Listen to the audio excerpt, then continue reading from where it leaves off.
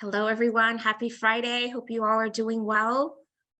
We're just giving it a minute or two to build up our critical mass and to allow all of our VodCast audience participants to get acclimated into this virtual space as we learn with and from each other. I'm Dr. Nika White, and my pronouns are she, her, and I have the pleasure of serving as founder and lead principal consultant for NWC.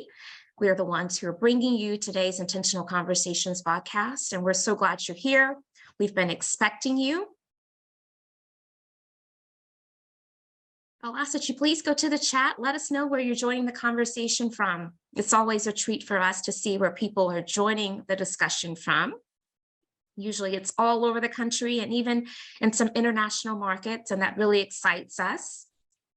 If you feel inclined to share any other information about yourself, certainly feel free to do so in the chat, including even maybe your LinkedIn information if you desire for members of this community to connect with you beyond this hour of time together today.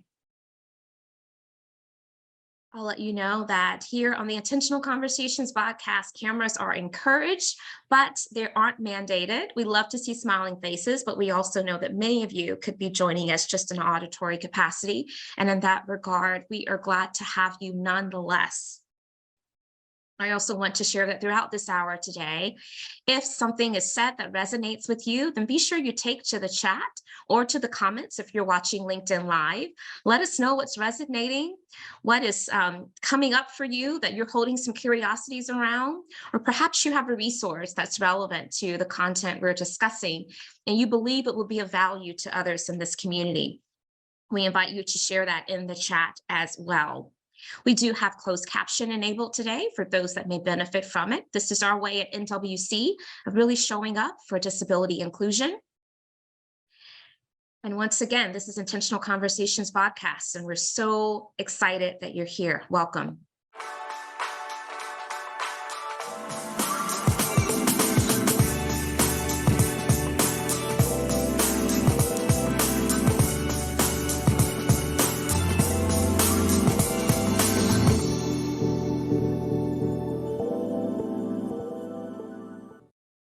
And once again, if you're just tuning in, this is Intentional Conversations VodCast. It's brought to you by NWC, Nika White Consulting. It is a discussion where we intersect topics of diversity, equity, and inclusion and belonging with leadership and business. And we're so glad that you are here, a part of this community. We also like for you to know that we take the audio from each week's VodCast and we make it available in a podcast capacity. So for those of you who who love to get their content via podcast, make sure you remind them that they always have a way to stay connected to this community and to the information that we share by joining us live, catching a replay, or even catching the podcast that's always developed after every week's show. I want to say a happy Friday and happy Veterans Day. Today we are honoring our veterans. I'll send a very special shout out to my favorite veteran, my husband, Carlo White, who served in the Air Force. And so we appreciate your service to our country. And for all of those who are serving or have served, we certainly appreciate all that you do for us. Make sure you thank your favorite veteran today as well. This is also the month where we're recognizing Native American heritage, and so we want to make sure we bring attention to that. At NWC, it's always important for us to take a moment to acknowledge those national observances, but as we always share, it's not enough just to do so during that month. Let's make sure that all throughout the year, we're finding meaningful ways to help individuals that are part of those underrepresented, or I like to say underestimated populations, to feel valued, seen, heard. And so this month, we are certainly shouting out the Native American community. Now, one of the things that we like to do at NWC is give you a heads up for what you have to look forward to in future weeks. And so I'm excited because I will be inviting my friend on November 18th to share with us as our Intentional Conversations VodCast. And that is no other than Neha Samput. And she is going to be discussing healing from the harm that is a result of bias in the form of internalized bias, imposter syndrome, and using competence for effective allyship and advocacy. So please make sure you mark your calendars accordingly and join us on November 18th. I also want to let you know that we will not be here on November 25th. We will be celebrating the Thanksgiving holiday, and we hope that you all will be doing the same with friends and family alike. And so make sure that you are marking your calendars accordingly, because we won't be here, and we will be looking forward to catching you the next time. Now, it does me great pleasure to give a formal introduction of today's special VodCast guest co-host, Dr. Towanna Burrous. And as I normally do, I'm going to read her official bio so that you can understand her credentials, her accolades, some of the experience that she brings to this space. And then I'll give you an opportunity to hear from her directly, as she will greet you in her own way. Dr. Towanna Burrous, president of Coach Diversity Institute, is a best-selling author, trainer, and ICF professional certified coach based in Washington, D.C. As a sought-after executive coach, Towanna and the Coach Diversity team deliver training, curriculum, and customized diversity leadership programs for corporate and individual clients. In 2021, Coach Diversity Institute ranked number 524 on Inc. 5000, the most prestigious ranking of the fast-growing private companies in the United States. Towanna is a trusted partner and problem solver for many clients tackling morale, employee retention, employee engagement, employee performance, and development. She has a doctorate of education from the University of Pennsylvania, a Master of Science in Education, also from the University of Pennsylvania, and a bachelor's degree in chemistry and mathematics from Howard University. So yes, she is a bison. So in your own way, VodCast community, take to the chat, find those emojis, find whatever words and sentiments, but let's do a great honor of helping Dr. Towanna Burrous to feel welcomed as our special guest today. We are so excited to have you. I'm going to spotlight you so that I can bring you into the fore. We have really been looking forward to today's conversation. And so what I want you to do, Towanna, and I did kind of prepare you for this, but I said that I would ask for you to just greet this audience in your own way, but specifically thinking about what are some things that I was not able to share from reading your bio that people wouldn't know from reading your bio that you are willing to let us in on to help us connect a little bit deeper with you. Welcome. You're muted, so I'm going to ask you to unmute yourself. There you go. Let's try that again. Welcome.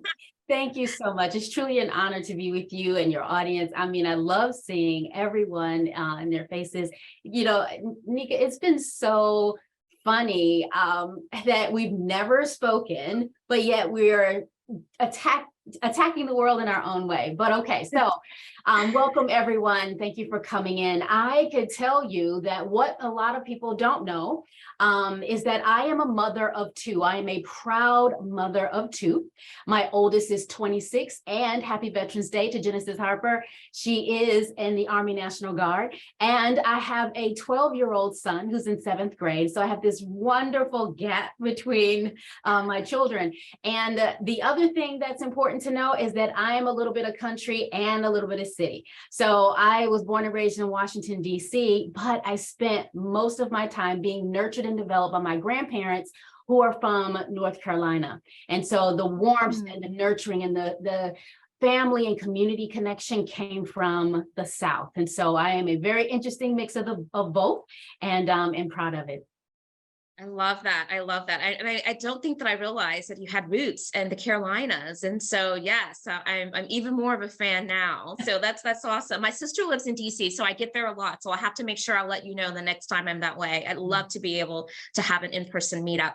But thank you so much for accepting our invitation. I look forward to just diving into really great dialogue. And so let's not delay.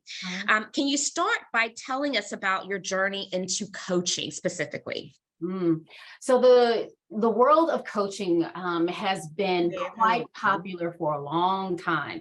I discovered coaching after I left corporate America. I had gotten to the point where I could not be managed anymore. I looked at the leadership above me and said, you know what, they're just not ready for me and my talent. So I decided to leave. And in doing that, I was exploring what would be next for me. And I started my management consulting firm. Coaching was one of the things my clients kept putting in front of me. And so I started to ask questions about it. I found a school enrolled, and that was the game-changing skill that made everything that I was designing for my clients stick. It was the game changer, because we can teach, we can educate, we can take people on this journey of learning, but typically goes in one ear and out the other. The trends come in and something gets, more popularized than others. And so coaching was the thing that allowed them to rest in behavior change. And coaching and behavior, along with your learning and knowledge, that combination was critical. And so that's where my integration of coaching into my practice became the primary service for a long time. Once we realized that coaching, not all coaches were trained equally, not all schools trained to do some of the specialties that we needed, that's when my interest in coloring coaching became like my priority. I love that. And I'm so glad that you did bring reference to the fact that not all coaches are designed and upskilled equally, right? I think that there's so many individuals these days that will just raise their hand and label themselves as a coach. And while I certainly can appreciate that everyone's journey is unique and we all define that differently, I do think that it's critically important for us to bring to this conversation how in which we are defining a coach as it relates to being able to directly impact that behavioral change, because I think that's the key. And so why don't you just reflect on that statement and share what's coming up for you based upon how you have seen different individuals to define coaching and how that may differ from how you like to define coach. Yeah. So again, all the schools have their specialties. And so whether you're focusing on leadership, health and wellness, the variety is there. However, the core competencies on how to be a coach, it's consistent that's the guidance. Yeah. What I'm noticing is that what is critical and necessary today, mid 21st century, is the need to be able to coach anyone, means anyone different from you. So it's one thing to say, I can help a client with goal achievement. However, how does culture play a part of someone needing to lean in or be more confident if culturally it's opposite of who they are? So that is what's needed in today. And so when we talk about coaching generally, okay, what do you want to work on? What are your goals? How can I help you get there? And, allowing them to kind of surface all their internal strengths and willingness to do whatever. But in my world, coaching is your commitment.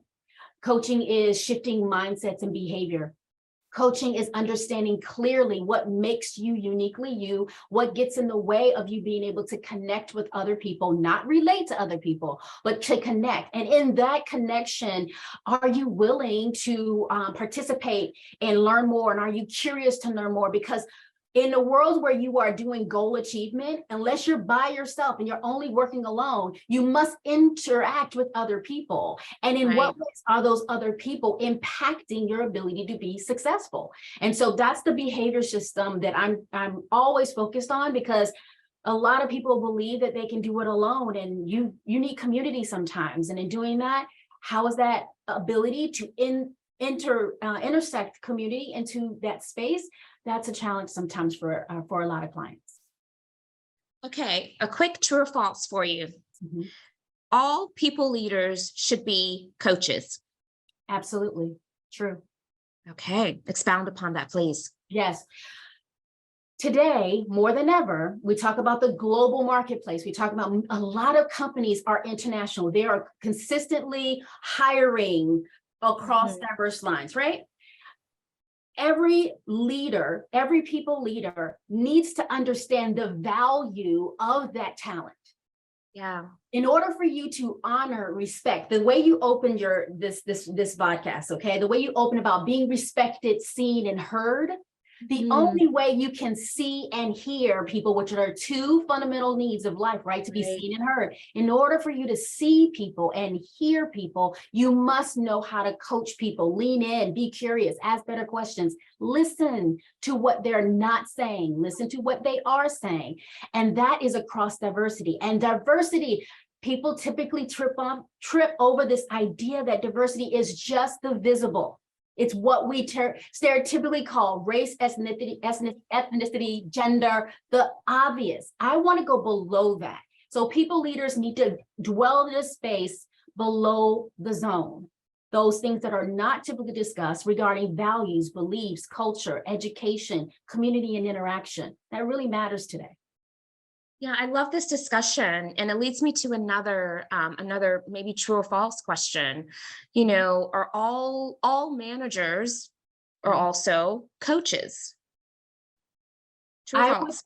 I would say, well, no, unfortunately, false. Managers are typically right off the bench, meaning their hands have been on. Unless an organization is paying attention how to groom talent, groom managers, most managers are not going to use the coach. Yeah. They're not. Yeah. And that's a sticky point. Yeah, I would definitely agree with you on that. And what it highlights for me, though, is the need for a mindset shift for organizations to be much more intentional about equipping their people leaders to not just be managers of the people that fall under their report, but to be coaches. And that's to me, that seems like it's a different path of development, right? Yeah. And so, yeah, this is really interesting. So here's another question for you, Towanna. When is a coach qualified to coach, and how do you know? How do you know? All right. So my rule is you need formal education. You absolutely need to know how to coach. All right. You need to be trained and educated in the coaching competencies. That's primary. I used to say you didn't need to necessarily be educated and qualified as a coach, because if you've been a great leader organizationally, great, with human engagement and interaction, you could basically do this. I used to subscribe to that model until I realized that too much bias and too much opinion and too much my way, this is how I did it, and the things have changed so much that your way is no longer the right way, or things have changed so much it's not going to work that way. So I would say that it's important that you are educated, and that if you can be a credential holder, you go to a certification, but if you can be a credential holder, get the credential. If not, the certification is enough. But when you know you're ready is when you can work across diverse lines, and you can be steady water without judgment, and be able to help the person that is across from you with goal achievement without being judgy, leading, and or finding yourself problem solving for them. That's when you're really ready. Yeah, no, I love that. And then therein lies the big question that I know this audience is really wanting to dig into is Coach Diversity Institute. So tell us more about it, all of the different layers. What can people expect if they were to go through such an experience? Okay, so Coach Diversity Institute started in 2015. So remember I said that we wanted to color coaching. That means we wanted to diversify the coaching space. When I started in coaching, and before I actually started in 2007, coaching primarily were middle-aged white women and gay white men. That's what it looked like, conference after conference, class after classroom. With that in mind, the organization was saying, well, can you bring coaches that look like the organization I lead? And that was harder to do than I expected. So I started the Black Life Coaches Network, knowing that we need to find community and use them in the spaces for those contracts and agreements. When Coach Diversity came about is because working with those coaches and being arm in arm in partnership, many of them were still getting stuck in the advice space, leading through their expertise as, I had this experience, let me share what worked for me, or I can always advise, tell, and problem solve, which is consulting, okay? So everyone in that space, they were consultants. So I decided that in order for this to work and for me to get the best out of the people I was serving, I needed to write a curriculum that would allow coaches who were ready and forward thinking to work across diverse lines, to be able to embrace this idea of knowing who you are knowing the type of client that you cannot serve because you know your bias will step in, the client you cannot serve because you're triggered by their presence or based on something that they've said or done, and being able to write this curriculum and present to them that behavior shifting that's needed in order for you to be an amazing coach in the world. And so in 2015, we wrote the curriculum, submitted it to the ICF for accreditation, and we've been moving ever since. And I can tell you the 3 service areas that we offer.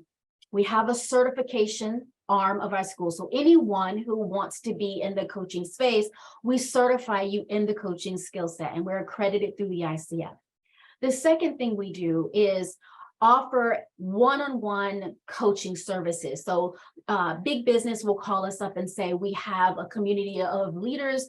We want to offer them coaching, and we will then provide them a bench of coaches and serve them for a period of time on contract. The third thing we do is customized training and education using the coach approach. So it's just not DEI training, organizational development, strategy. It's using the coach approach the entire time, integrating that layer after layer so that the learning and behavior shifting is happening at the same time while they're in learning. And so those are our 3 core service areas. No, I appreciate that. And I think it's worth amplifying that you do have the approval, the backing, the support of ICF. That is critically important because, again, we said in the beginning that not all coaches are created equal, right? And there are a lot of people who will just label themselves as a coach without having gone through that appropriate training. And so I wanted just to make sure we amplified that. So I want to bring up a Harvard Business Review article and get your reactions to it. But this article talked about the benefits of coaching, and they used the acronym COACH to describe how today's leaders should work with people. As a coach leader, you need to care for your teammates, right? That's the C. Organize them into their sweet spots. That's the O. Align them around the organization's purpose and values. The C is challenge them to reach their full potential. And the H is help them reach their goals. How does this fit into the trainings of Coach Diversity Institute? Is there alignment there? Yeah, there is some alignment except for the helping them the goal. And this is the reason why. Organizationally, we are not doing much. We haven't improved the way we shift accountability. Leaders are now overworked. They're stressed.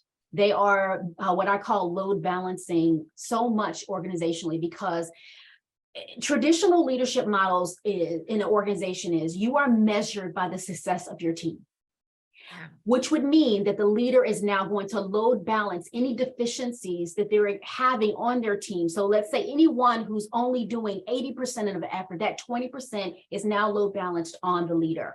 Multiply that by every team member you have. If I continue to help you versus inspire you, move you to a place of empowerment and accountability, then I can now rest assured that the organization is getting a return on their investment, and you're giving 100%, I'm doing my 100, and we've really got equity here. And so the primary thing that I want everyone to understand, that people leaders need to be coaches. They use the coach approach. I wish more of them were coaches or had coaching skills, and we're getting there. I'm doing my best to get that, out in the world.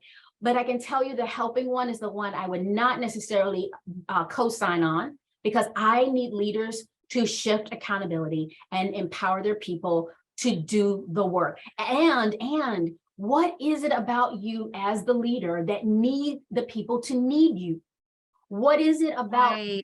So if you are used to saying, I need my people to need me, because you want to serve and you want to be that person that go to, there's something about you that's getting in the way of their ability. And that is, again, a big indicator. So in our coaching world, I would unpack what is your need to be needed, so much so that you are disabling your people to be forward thinking and leading, and they need your help, because that codependency is not going to keep you, normalized and without that burnout and stress. Yeah, no, I love that, Dr. Towanna. It's the difference to me between coddling, enabling, and empowering people to go and be able to rise to their full potential. And I love that. And that is the essence of really what coaching should be. What I like about the distinction that I feel like you bring probably from a lot of other entities that will upskill individuals to be astute coaches is this notion of helping people to coach across difference. So talk about the importance of that and some of these specific strategies that you integrate into your curriculum, your programs, your offerings to help bring that forward. Yeah, so in our coaching program, we do not avoid conversations about race, ethnicity, sexual orientation, nothing. It's all on the table. We talk about systemic injustice, microaggressions, minority stress. We take all of what's trending, we bring it in the classroom. We're helping our students to first be the client themselves. So in order for you to be a powerful coach in a space where you can coach across diverse lines, you must first know yourself. What are your triggers? What are your limits? Because in our world, after you learn the core competencies, you need to know who you are. And your ability to work with certain types of people, you will have your preference. You're entitled to your preference. But if you try to force working with someone that triggers you or creates that, that stress, level of stress, you won't be at your best. You absolutely will not. And so it's no need for you to try to force yourself to work with someone if you believe that women should not be in leadership roles. If that is a truth, then every time you work with that woman, you're going to lead her into a space of not moving into a opportunity of promotion and accelerated position. You're not going to do it. And if you do it, it won't sound sincere. It won't sound authentic. And you may also encourage them to play small versus to stand in and lean in, as they would say. So there's certain variables that are so important that as the coach, you must understand about yourself, because there are some belief systems that people of color that have protected them. And these belief systems are sometimes negative if judged by someone else. But some of those ways they've navigated their lives that are protection, you need to understand, what does it mean for someone to believe that they're not good enough? What does it mean for a woman to say they have an imposter syndrome if they're different from you? What does that really mean across diversity? So the level of education and learning that we have in Coach Diversity is unpacking those details. And those individuals are submitting themselves vulnerably to the curriculum to see deeply who they are, what their non-negotiables are, what their values are, what their strengths, gifts, and talents are, so they stay in power and they can help support those who they know that they're most powerful for. Yeah, so what's so interesting about this to me is that what I'm hearing you say, and I'm paraphrasing here, is that in order to be a really effective coach, effective by way of that behavioral change, you have to make sure that you are self-aware so that you aren't bringing in any of those thoughts, those sentiments that could be harmful to someone's growth into that coaching environment. And that's so interesting to me because, you even gave the example of like imposter syndrome, or someone, believing that their truth is that women can't be good, effective leaders. If those biases are there, then it certainly can impact how in which someone is coaching and leading someone to whatever type of trajectory which they are seeking. And so I'm curious as to, how do you assess for that when you are working with individuals to help upskill them as coaches?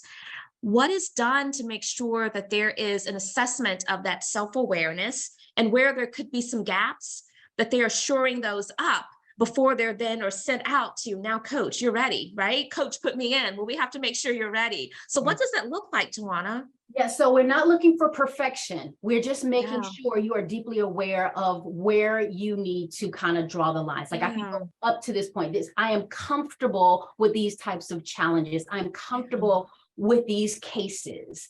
I'm comfortable coaching a Black male. I'm comfortable coaching someone from Southeast Asia. That is layer one. What about layer two? I'm comfortable coaching someone who believes that homosexuality is immoral.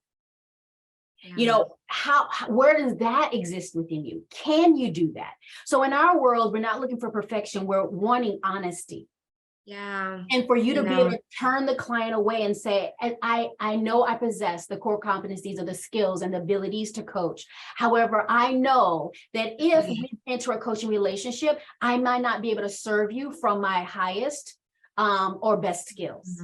It is the understanding and the honesty and truth of that. So in our world, it's the flexibility of saying, this is who I am. I am a devout Christian and I do not believe in these things. Then that means you want to stay, if you can't coach around how you feel about that and say, oh, just get over it, deep, and you project how you believe the world should be, because most people are going to share from their experience. They're going to share from their expertise. They're going to share from the way they did things. That's the watch out. And so when we work with our students to begin to nurture and develop that muscle to where they can say, no, I'm not the best coach for you. And it's absolutely okay. I would prefer that you say no than to move into a space and create harm and or frustration to any client.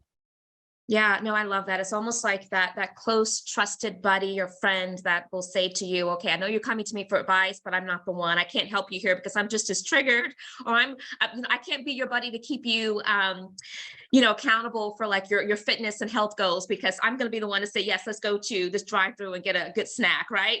So we have to know what we know. If we feel like we aren't going to be helpful to that individual, to be able to steer them in a different direction to maybe another resource. I do appreciate that. So I want to put this in the context now of organizations, because again, we've already uncovered that there's a lot of value into organizations helping their people leaders to think and behave like coaches. But as I mentioned before, I don't feel like the training of a coach is finding its way into those professional development spaces, right? And so what should the role of HR be in organizations as they are helping to craft and develop coaching programs? Okay, so coaching can exist in, learning and development. Coaching can exist in human resources. Coaching can exist inside of diversity offices. When organizations call us in, they're more frequently looking at how do we skill up our leaders, because many of them are forward thinking. They really want to be better. They want to be inclusive leaders. So the buzzword is inclusive leadership. And we know that leading inclusively means that you are willing to do the work so that all voices are heard, respected, people are seen, and they feel like they belong. So when human resources is calling us, they're typically calling us because we got 360 feedback. We have performance challenges. So in an HR world, they're coming to us because there's a challenge. In learning and development, they're trying to integrate coaching into the learning journey to become a great leader. So the transition from management to leadership, or the transition from employee to manager, they're embedding the coach approach into learning and development for that talent. If it's coming from the diversity office, they're typically saying, hey, we have challenges where they need to be more aware. So there's education and coaching. So I'm going to teach you the foundations of learning around diversity 101. What does microaggressions mean? What does it mean with these terms? What is all of that? So you're educating and coaching, because the education is required for knowledge, so you can notice or catch yourself. The coaching is regarding behavior. So the two go together. So each different office sees coaching differently. And whenever I get a phone call and I hear what department's calling, I automatically know what's happening. So you are typically listening for and where it should live. It doesn't have to live in any particular office. But if an office like HR is responsible for it, they're typically trying to problem solve. Yeah. Typically trying to problem solve. I have seen that as well. And it begs the question of, do we need more advocacy around the proactive aspect of introducing coaching instead of it being something that's reactionary? Because sometimes I think that it can be seen as almost like you're being penalized when we're going to give you some type of special coaching, initiative or assign you to a coach. It can feel like now I'm being penalized because this is a result of something that has gone wrong in my employer's mind. And I think that there's a need for a reframe there, right? There's a need to reimagine that. And that's where I like the proactivity of it. And so do you want to react to that? Absolutely. I think the gift of coaching is for organizations to realize that if you have a mentoring program, there's a coach approach to mentoring. If you have that leadership journey and learning, this is that proactive moment where you're teaching them how to use coaching skills to enhance that talent, to improve the employee engagement, to increase retention, to do a better job to nurturing and grooming talent. So you're spot on. If you're framing coaching as one of the essential skills for succession planning and retention, if you put it in that frame, then you realize, just like having a conversation about diversity, it must be embedded and integrated in everything. It should not stand alone. We can't just say, okay, here are your diversity classes. No, here's your leadership class. And here are all the modules that must be covered within that journey. And so coaching skills should be embedded in that. And that's how you get that proactive stance and that ability to groom talent. Because here's the thing. So Nika, you have a talent in your space, and succession plan is like you groom talent and you want to move them to my department. And let's say you are not using the coach approach, you're not leading and grooming talent. That person who's underdeveloped is going to come work for me. And by the time they get to me, I'm going to wonder, what did you do with this person? How did you groom them? Are they ready to work for me? Coaching says, I am not training you for this job because I hired you based on what you said you could do. So your current state, I've already hired you for. My job is to lead you to be a better employee for the next person you're going to work for. So if I use that approach, then talent is always going to be ready for their next opportunity. And that is that proactive space. Yeah, that's automatic built in of that career pathing, right? Allowing people the agency to share in the responsibility with their employer of being primed for those upward mobility opportunities. And I love that. I love that. Okay, so I'm going to ask maybe 2 more questions before I will turn it over and then invite our audience to present questions. And I'll just let you know that you can do so by sharing your questions into the chat. If you don't desire for me to spotlight you and have you to unmute yourself and present your question live, but we do welcome that as well. And so if you're interested, you can just raise your hand and that lets me know that I can call on you. And at that time, I will spotlight you and let you introduce your question or comments. And so while you're thinking on that, I will go to the next couple questions for Dr. Towanna. So you have partnerships with both of the H's. I'm talking about Harvard and I'm talking about Howard, right? And so I want you to share with this audience, what does that partnership look like exactly? And how did they come to be? All right. So the relationship with Harvard started when we were on the student services side and working with the office to connect faculty. I think it was during the time where they had a lot of on-campus conflict. So they brought us in to work with their leadership to be able to do a better job connecting with students. But fast forward to where we are today with Howard University, that partnership is with the School of Business. They had a coaching program previously. However, again, it's kind of stopped at just the core competencies, learning how to coach, and then that's it. Howard was looking for a program that can embed that diversity lens. Obviously, being a historical Black college and university, they wanted to make sure there was that space of learning about diversity, equity, inclusion, liberation, and justice as well. So that partnership with Howard University, the curriculum that we wrote, we basically collaborate where their faculty participates in that 5 days of learning. So it's 5 consecutive days. And they, so you have their professors and their guest speakers come in, and they are inserted into the learning journey that we've designed in the coaching space. And it's a great way of speaking to some of the top names in industry, and the program is very popular. It's extremely popular, and there's a waiting list. It's over 100 people long. And so we just opened for 2023 the new enrollment application for 23. So that process is starting. And because applications, everybody that applies to our program, there's an application process, a review of you, making sure you're a good fit. And so, Nika, when you were asking about, how do you know, how do you groom this talent, how you create this community of coaches? Well, first of all, you have to apply. Are you a good fit? Are we your people? Does it make sense for you to be here? And so I can tell you, out of over 1,000 students that we've graduated, only one student in the entire 8 years has been a wrong fit. We called it wrong. And we asked that person to leave within the first half of the day, because we realized this is your language and your behavior are not consistent. And that's not going to help the learning environment. And we've only had to dismiss one student. And it was a gentle dismiss, but it wasn't, but it still had to happen. So the partnership with Howard, again, same thing as the application. Are we the right environment for you?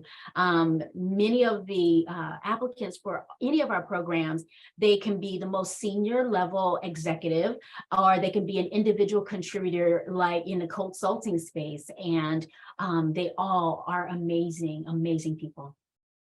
And how many do you accept to each cohort? The max in every cohort is 26. Okay. So you keep it rather small. Oh yeah, we have to. The learning is too deep. Yeah, very small, very intimate. And we do in-person and virtual now, of course. And our private classes is when we're brought into an organization and they have an entire team of leaders that need to get the coaching skills. They want to get certified, or they just want the skill without the certification. And it's a private class. And so we go in and just work with their leadership for a period of time. Okay, fantastic. So a question has come through to the chat, so I want to present that question. So you have clearly zeroed in on the importance of behavioral change. Can you tell us a little bit more about how you encourage coaches to work on behavioral change, as opposed to just equipping people with knowledge? Right. So from the angle of the coach must first understand and shift their own behavior. So it's a difference between transactional coaching and transformational coaching. What I'm describing is transformational coaching. Anybody can coach transactional. So that means, what do you want to walk away with? What do you want to talk about today? What do you want to walk away with? Transformation is, what do you want to talk about? What makes this important? And what would you like to walk away with? So that transformational space requires the student to go through that in-depth understanding of themselves. What makes this work meaningful to you? What is it that you need to understand? What is it that you need to unpack? What are some of the thoughts that you have privately that need to be discussed? What are your values? And then how does that translate to a client? The same way. When you're working with a client, every student experiences the curriculum in the same way a client would experience it. And it's important that they have that learning experience, because without it, you don't really understand the journey that you need to take your client through. So it's a bi-directional opportunity of learning. Yeah, no, that's great. Another question in the chat. This one comes from Karis Cohen. Hi, Karis. Glad you joined us today. His question is, how do we get information about connecting as well as applying to your program? So share that information, Towanna. Okay, so you can obviously see all of our courses that are available on our website, which is coachdiversity.com. So coachdiversity.com, and you can also follow us on social media at that same at Coach Diversity everywhere. And again, all of our courses that are open still, because it does a lot of selling out, those are the ones that are available. Yeah. And you also have an international reach now, because a lot of your classes, of course, are online. And so, I think a lot of us discovered that while the pandemic may have brought some challenges, it also brought some opportunities. And it seems that was the same for Coach Diversity Institute. Do you want to share a little bit about that? That has been the most rewarding. So I can tell you, when we were in person, we had students flying in from Dubai. Can you imagine flying in that long? Yes, for hours to come into class, sit in class with us. Now, in our classroom is extremely relaxed. So everyone's a good student. Of course, everybody's paying attention. But in that moment, they can sit on the floor. You can, whatever you need to do, but we tell people be comfortable, because you're really going to learn a lot and you really need to be comfortable while you're learning. But they would fly in from all over the world. And when we became virtual, then of course the other continents opened up. And so we're really enjoying having that the extended diversity. So it's not just the Americas and Canada and the Caribbean. Now it's, Scotland, again, more of Dubai, Africa. And we've had several amazing opportunities to learn, meaning what's going on, current state in your country, and how do we address some of those cultural differences, even with the curriculum, because it allows us to evolve the curriculum in the moment, because they are having a very different experience from the US. I mean, the US is not the gold standard for everything. And so we have to be mindful, even in our classroom, how important that certain language doesn't translate. So if I use a particular word like fantasy, that word does not translate the same, or intimacy, that word does not translate the same. And we have to be mindful. So when we talk about diversity in our programming, we walk the talk. We have the ASL, we have, here the deaf community present. So we have ASL and sign language interpreters. We do it all because it is important to walk the talk. And so our curriculum is constantly evolving because of that international participation. No, that's great. That's fantastic. And so you mentioned almost 1,000 graduates. And so can you think of any success stories that you would love to share with this community? What are some success stories? There are some amazing, oh my gosh. So we have some of the most popular national known speakers. We've had celebrities come to class. I can't name those individuals though, but I see some of most high profile internationally known speakers. We have Dr. Shirley Davis, Dr. De La Toro McNeil, Miguel Alvarez. All those are high profile. Even Sonia Alvarez, she is Sonia Aranas is. I'm sorry, I have called her name wrong. So national speakers. Then you have some celebrities, yes. Then you have those alumni that partner up. So let's say we're in a cohort together. We're sharing deeply. We're doing a lot of personal things, and we build companies after class. Wow. Those are our most successful alumni. They partner together, they write curriculum, and they take on the world based on their very specific niche. And those individuals have begun to impact the world in their space. And again, the collaboration, and for us, we can't be everywhere. We can't do it all. So for us, it's wonderful because we get to now refer business, and because I've trained them and I know who they are and I know their work, I can refer business to them. I can even partner with them, and it makes it amazing. So our success stories are those coaches who graduated from our program and partnered together and created a momentum around their particular area of service. Great. No, awesome. So questions are coming into the chat.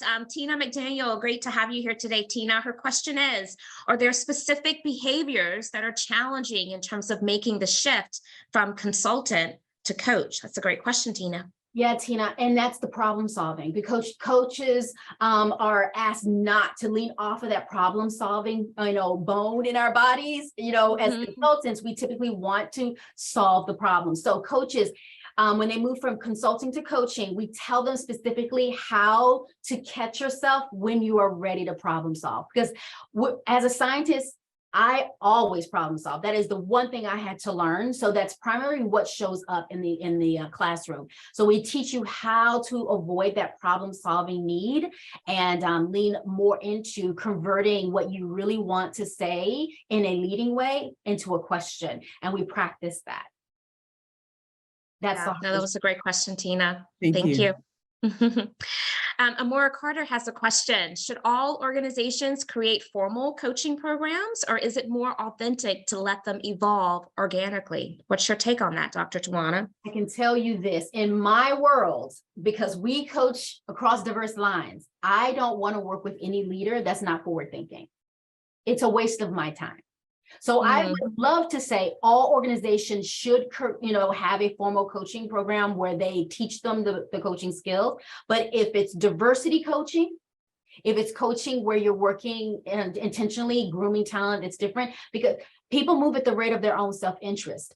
I am not going to force you to coach across diverse lines. I'm not going to force you to see. That's the organization's job. The organization needs to hold you accountable for behavior that's causing disruption and hurt to people that are different than you. Okay, that's the organization's job. And I will say that in the work, we are most often requested to come in where people want to learn how to be better. And it's that desire and that curiosity that makes them a great student as an executive leader or a mid-level manager. It doesn't matter. So I would love to say you need a formal coaching program, but then sometimes those individuals, just like anything else, would put up resistance and would want to, not want to evolve. So I would say that it should be an option like other training and learning. If it's standard, basic, core competency coaching, put it in there, make it a requirement, tell them how to ask better questions and how to listen. And, that's transactional, but for transformational employee engagement, building talent and empowerment, that requires transformation. Okay, thank you. Thank you for that. Another question in the chat. So we have lots of questions coming in the chat. I still want to remind everyone that if you desire to actually be able to present your question live, you do have that option as well. And so feel free to raise your hand. I will call on you, spotlight you, and invite you to unmute. So this is in the chat. Do you have particular frameworks or theoretical perspectives you integrate into your curriculum? Yes. So Coachiverse has its own learning framework. So we designed the curriculum around obviously empowerment coaching. So empowerment coaching for us means understanding how much power do you have or feel like you have in any given moment. And so when that means power, is talking about your ability to make decisions, your ability to be in control, your ability to have choice. And what does that look like, especially in the worlds where people feel powerless? And so for us, our learning framework is around empowerment and shifting clients from a state of powerlessness to powerful. Now, I haven't asked you about your book today, but I know that when I was reading your bio, you are certainly a best-selling author. So I want to give you a chance to socialize your book with this community, and we're going to source it into the chat for everyone. All right. So there are two books that I wrote. The first one I wrote right out of coaching school because I was just so in love with it. I was like, oh my God, I got to get this out of my head. And so I dumped my thoughts inside of a book called Purposeful Action. It was right after I finished coaching school. And the second book was a lot more personal. It was after the murder of Trayvon Martin. And I was a new mother of a little boy, a little brown boy. And I could not rest at night wondering what messages do I need to share with my own son. And so I called some of my friends and created a community and wrote an anthology that allows the voices of Black men in America that I respected to write stories about how they transitioned from powerless to powerful, how they were able to move and shift out of their environments that were not necessarily healthy. And these are all success stories and how they were able to shift from one point to another. And that was The Call is the name of that book. The book I was just going to ask you that. The Call, yes, The Call. The book I'm working on now is on inclusive leadership. It's specifically talking about the idea and the need for leading inclusively here in the mid-21st century. I love that. And when is that one scheduled to release? We're behind schedule already, Nika. It happens. Oh my goodness, the world is demanding. So yeah, we were supposed to launch this fall, but unfortunately I'm going to have to punt it until next year. Okay, that sounds good. We'll be on the lookout for it, but we did place The Call into the chat, and the other one is entitled Purposeful Action. So we'll get that into the chat as well. Okay, fantastic. We're going to go to the next question. And our friend Lynn Roy, who is here with us today, a frequent visitor on our podcast, I'm going to add you to the spotlight, Lynn Roy, and give you an opportunity to unmute yourself and share your question or comments. Welcome. Thanks for being here. It's been great listening in today. A wonderful topic. I actually got into coaching when I was working at Michigan State University in career services. And it was a time that was projected to be where it's at today. My question, though, is you've pivoted to it. You're doing some great work. It sounds like this is fascinating. My question, though, is as you brought up your son, my question came to mind. How can we use the coaching in that space with young men? Because I remember when that murder happened, and I was in front of many Black college-age students and we talked about the problem real well. But we didn't deal with the solution. Yes. And I remember we were about to break loose, and I had to raise my hand and say, what would Tremont say from his grave for you to do differently? Yes. And really challenge that group, because the whole 90 minutes was dealt with this kind of rehashing the problem and racism and the problems that we have.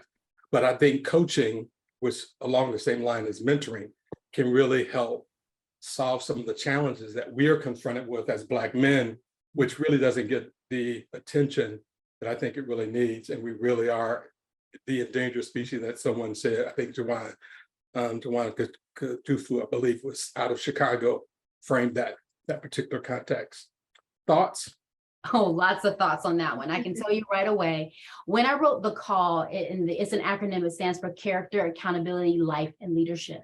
It was because as a nonprofit community, and I own my own nonprofit, I've always worked in the space of young people, with young people.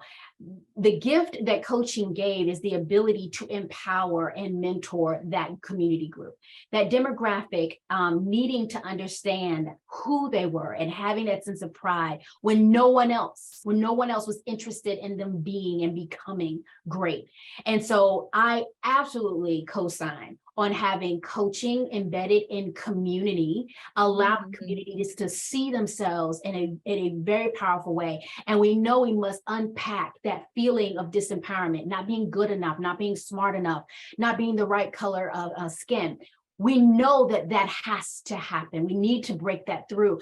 And that's where even our curriculum fits that community model as well. So 100%, we have a lot of members of the clergy who comes through our class who are deeply embedded in community work. So this, again, how do you shift perceptions on how you view yourself in a disempowering way to seeing yourself in a more empowered way? And what do you need when things get tough, when you don't know how to survive, because you've never been given the manual on how to survive and thrive in certain environments. Awesome question. Thanks so much, Lori. We appreciate it. Yeah. I want to ask really quickly while we still have a few moments remaining, Dr. Towanna, what do you think about group coaching? Because sometimes for organizations to be able to implement such a formal coaching initiative, resources can be tight. And so they may have to look at group coaching. What are your thoughts about that? Absolutely. So there is a rule regarding group coaching and the number of people you can have in a group when you're coaching. So those who are facilitators and trainers in the room, being mindful that you can use the coach some coaching skills in the moment, but when you're group coaching, you're limited to like 11 to 12 people. I would don't ever go over 14. That's too many. So group coaching requires you to stay within that small, intimate group. Also making sure that there is a common denominator as far as what it is that they're all wanting to learn or understand and what you're translating as far as information. So there must be something common in group coaching that you're working on in order for them as a collective to grow. And even if they learn at different rates, the information is still there. So that those who are facilitators and trainers, that's what I mean. So I absolutely endorse group coaching with those boundaries. And because coaching is expensive for some, and because it is, as far as timing is concerned, sometimes you have to reach larger groups. That is the only boundary I would put on those. Yeah, no, I appreciate that. And are those kind of best practices based upon like ICF standards? That, 11 to 12. Okay, great. No, that's really good to know. Yes. And they have to have a common denominator, because obviously if people are looking to be coached around a multitude of areas and they all are coming together, that certainly cannot be effective in reaching and meeting all of those needs. Right. Okay, well, we're almost at the top of the hour, but we like to also bring in some local news of what's happening. And we know that this week was really big for the midterm elections. And so any reflections just as you think about the outcome of midterm elections? One of the things that I have spoken to several alumni who called me up because they were working in this space. So they called me up and they needed to vent off how they were feeling in the moment, and how they needed to reconcile with themselves and the judgments that they had with themselves. So here is primarily what I'm saying in the moment is that the support that you need when you're disappointed, the support that you need even when you're happy. The question is, how are you projecting your excitement and or your disappointment? How are you modeling that? How are you projecting that? If you are in corporate spaces and leading spaces, we know social unrest, political lines are leaking into the workplace. So I would submit for people to consider being mindful that your celebration can be someone's great, deep, and painful hurt, and to regulate yourselves accordingly. No, very good advice. Yeah, and those conversations are certainly ensuing this week and probably on into future weeks. And so really good advice for us to be mindful of. So I want to give you an opportunity to close us out in a way that allows you to share whatever else maybe that I have not asked you about today, but you have a lot of passion and energy for, and that you want to socialize with this audience. And so what's on the horizon for you, Dr. Towanna? Well, for us, again, I was mentioning the need for focusing on inclusive leadership. I'm not telling people that diversity doesn't matter. What I am informing that we are very organizationally, there's a lot of diversity. We lack representation at certain levels, but we do have a lot of diversity. And I want to offer up for your audience to recognize the need for more inclusive conversation, more inclusion around the talent, and making sure people feel seen, heard, and valued and respected in that way. And so I want that done at all levels, though, from entry, like when you're brand new, because we're seeing that people are coming into the organizations and the organizations aren't ready to receive the gifts and talents that are coming in diverse packages. Those organizations, the cultures are not so good. And so you need to fix it and work on that. And so that inclusive leadership standard is extremely high as far as I'm concerned.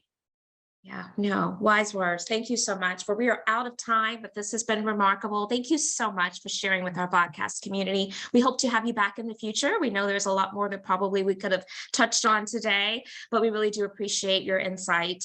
I also want to thank each of you for joining us this Friday. We never take it lightly when you decide to spend this hour with us. We know there's many other things that you could be doing. If you found this content of value, please share it out with others. They can catch the replay or even be able to get the audio through podcast. And we're just so grateful for this community. Be sure to join us next week as we have Neha Samput to join us for our Intentional Conversations podcast. And otherwise, be well this weekend. And again, happy Veterans Day to all the veterans who serve our country. Thank you so very much. Take care. Bye-bye. Bye-bye.